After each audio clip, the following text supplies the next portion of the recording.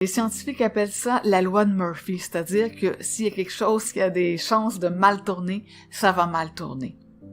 Or, il y a un moyen de déjouer ça, et ça commence en connaissant les mécanismes matriciels et en changeant notre fréquence. Donc, quand tu parlais de réalité maîtresse, oui et non, parce que comment on change de fréquence?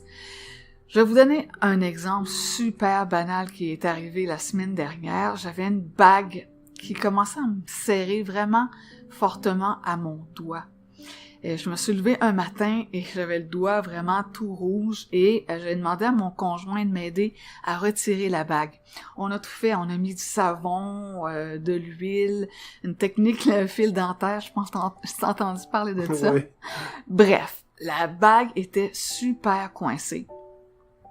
Donc, j'ai téléphoné au bijoutier et il m'a dit de passer, qu'il la couperait. Et si ma bague était pas faite en acier, il y avait aucun problème, il pouvait la couper. Et là, mon conjoint a dit, et si la bague est en acier, que le bijoutier n'arrive pas à l'enlever?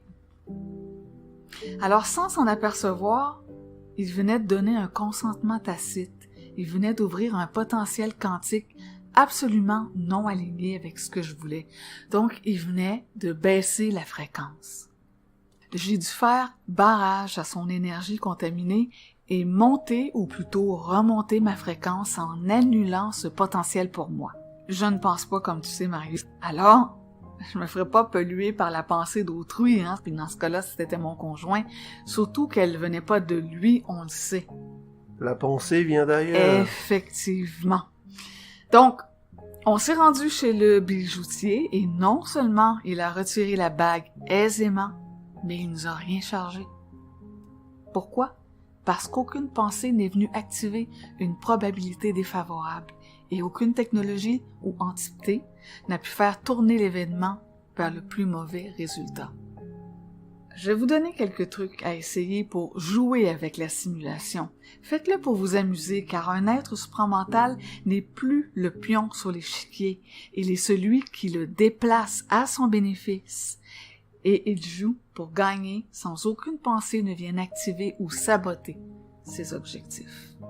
Quand vous êtes pris à faire la file dans une ligne d'attente, ne soyez pas dans un état d'irritation ou dans un état d'attente, mais plutôt intérieurement, confondez la donaille en disant « Chouette, du temps pour dialoguer avec l'ajusteur ou prendre un moment de répit. » Si vous voulez éviter les feux rouges, un autre truc, partez avec l'intention d'écrire quelque chose d'important, une phrase supra, n'importe quoi, et gardez un carnet proche.